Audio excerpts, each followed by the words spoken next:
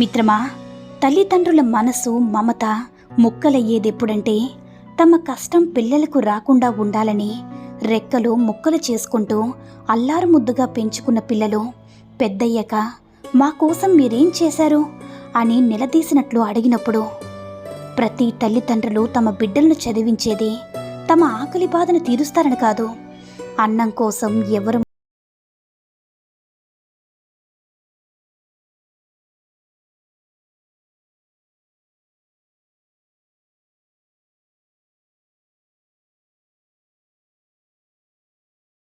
ద్వీపాలు కలిస్తే ప్రపంచమవుతుంది, 7 అక్షరాలు కలిస్తే నిజమైన మిత్రులవుతారు కాదంటారా? మిత్రమా, మనం ఒకరిని అభిమానిస్తే వారిలోని మంచితనంతో పాటు లోపాలను కూడా స్వీకరించగలగాలి. అప్పుడే స్నేహమైన బంధమైన బలంగా ఎప్పటికీ నిలిచి ఉంటుంది. ప్రపంచంలో లోపం లేని వ్యక్తి ఎవరూ ఉండరు కదా. అర్థమైందనుకుంటా. ఒక్క విషయాన్ని గుర్తుంచుకో మిత్రమా, నీకు ఏది అన్నం పెడుతుందో దానిని దైవంగా భావించు. ఏది నీకు నీడనిస్తుందో దానిని కోవెలుగా భావించు. ఏది నీకు మంచిని నేర్పుతుందో దానిని నిరంతరం పూజించు. ఏది నీకు సంతోషాన్ని కలిగిస్తుందో దానిని నిత్యం ధ్యానించు. అప్పుడే నువ్వు గొప్పవాడు అవుతావు మిత్రమా. స్నేహం ఇది కేవలం ఒక పదం మాత్రమే కాదు. స్నేహం అందరికీ సుపరిచితమే, ఒక్కొక్కరికి ఒకలా. కొందరు మనుషులతో స్నేహం చేస్తారు, ఇంకొందరు ఒంటరితనంతో స్నేహం చేస్తారు, మరికొందరు జ్ఞాపకాలతో స్నేహం చేస్తారు.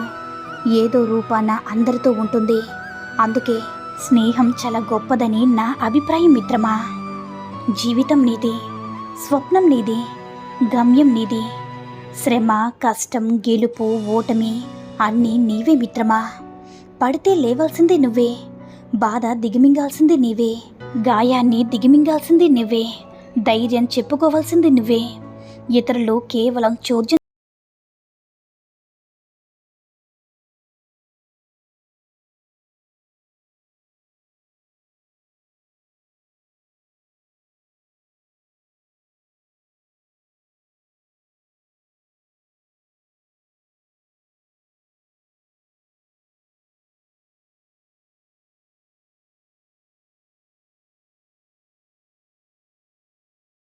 రోజు ఏం చెయ్యాలన్నా మిగిలింది ఈరోజు మిత్రమా. నవ్వండి, నవ్వించండి, ప్రేమను పంచండి, అనుభూతిని ఆస్వాదించండి, ముఖ్యంగా ప్రశాంతంగా జీవించండి మిత్రమా. చదువు ద్వారా సంస్కారం నేర్చుకున్నవాడు, అనుభవం ద్వారా గుణపాఠం నేర్చుకున్నవాడు జీవితంలో ఎప్పటికీ ఓడిపోలేరని గుర్తుంచుకో మిత్రమా.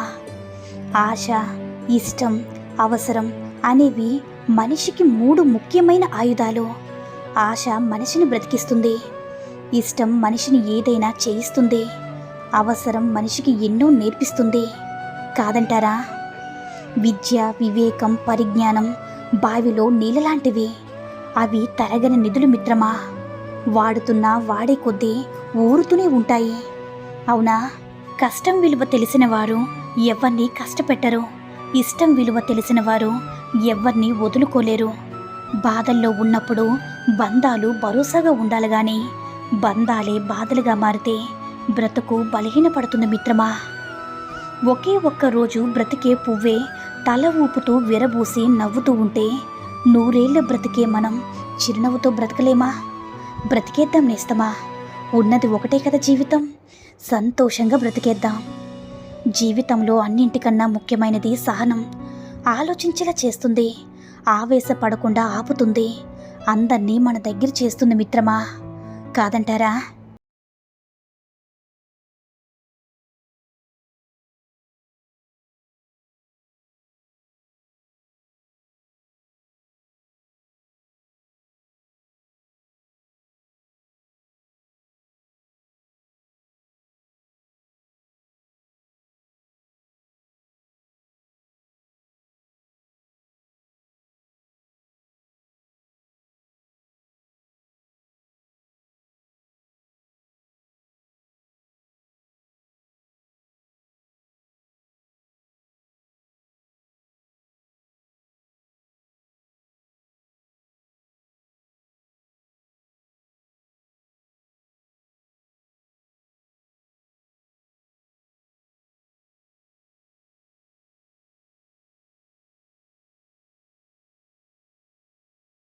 ఒకసారి ఓడాల్సిందే మిత్రమా.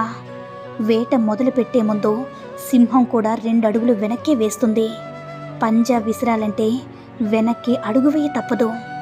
గెలుపు కోసం ఎప్పుడూ ఒకసారి ఓటమి తప్పదు. ఓటమి నీదే, వేట నీదే, అంతిమంగా గెలుపు కూడా నీదే మిత్రమా. ఏది శాశ్వతం కాదు ఈ లోకంలో. గడుపుతున్న ఈ క్షణం మాత్రమే మనది మిత్రమా. నిన్ననేది తీరిపోయిన రుణం, రేపు అనేది దేవుడిచ్చిన వరం కాదంటారా? ఎంత నిగ్రహంగా ఉంటే అంత అగ్రస్థానం, ఎంత దూరంగా ఉంటే అంత గౌరవం, ఎంత హద్దుల్లో ఉంటే అంత మర్యాద, ఎంత తక్కువ ప్రేమిస్తే అంత మనశ్శాంతి, ఎంత తక్కువ ఆశిస్తే అంత ప్రశాంతత, ఎంత తక్కువ మాట్లాడితే అంత విలువ. మిత్రమా, జీవితంలో మనం మాత్రమే ఎదగాలి అనుకున్నప్పుడు, మనం పడిపోతే పట్టుకోవడానికి ఎవ్వరూ ఉండరు. మనతో పాటు మన చుట్టూ ఉన్నవాళ్ళు కూడా ఎదగాలి అనుకున్నప్పుడు మనం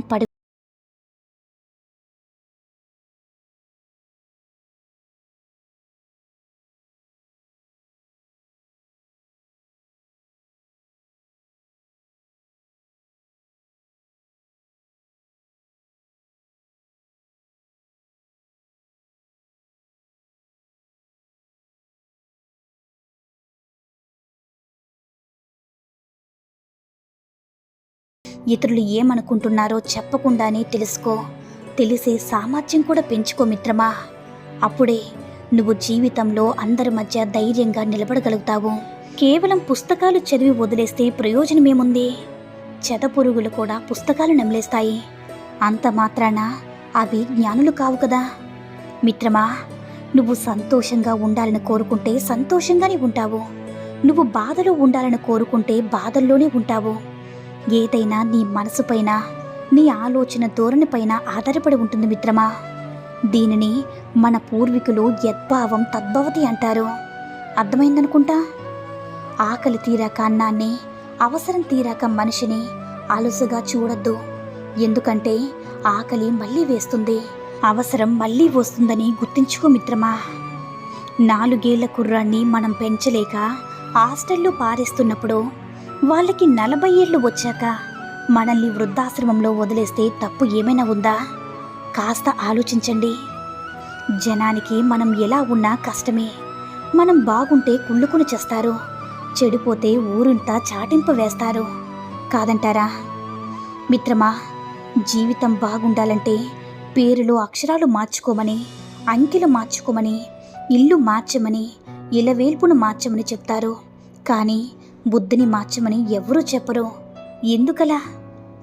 ధర్మం తానంతట అదే గెలుస్తుంది అని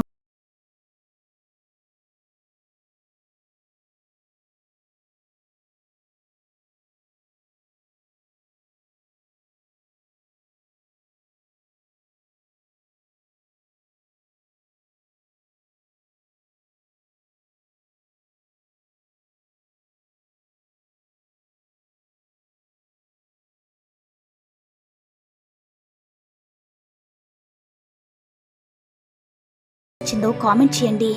ఈ వీడియో కనుక నచ్చినట్లయితే మరిన్ని వీడియోస్ కోసం మన ఛానల్ని సబ్స్క్రైబ్ చేసుకోండి. ధన్యవాదాలు.